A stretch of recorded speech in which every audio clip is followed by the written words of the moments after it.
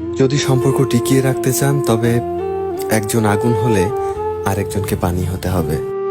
একজন হুটহাট করে রেগে গেলে আরেকজনকে ঠান্ডা মাথায় তার রাগ ভাঙাতে হবে। কারণ সবশেষে সেই মানুষটা তো শুধু আপনার সব থেকে কাছের মানুষ, তাই না? আসলে একটা সম্পর্ক তখনই পূর্ণতা পায় যখন দুটো মানুষের মাঝে বোঝাপড়া ঠিক থাকে, দুজন মানুষ দুজনের খারাপ ভালো দিকগুলোকে মেনে নেয়। আজকাল হুটহাট রাগারাগিতে অনেক সম্পর্ক খুব সহজেই নষ্ট হয়ে যায়।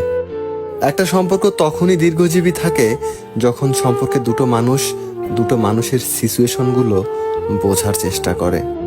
যে সম্পর্কে দুটো মানুষ একসাথে রাগারাগি করে তবে একটা সময়ের পরে সে সম্পর্ক ঠিকই নষ্ট হয়ে যায়, যেটা হাজার চাইলেও আর কোনোদিন ঠিক হয় না।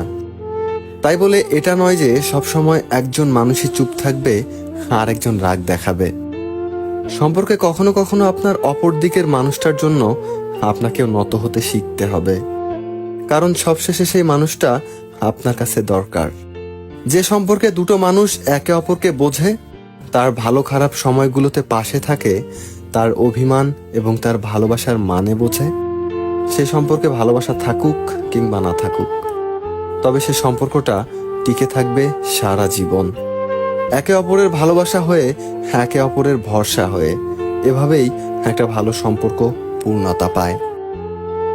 কি করে তোকে বোঝাই, হৃদয় জুড়ে তুই শুধু একাই।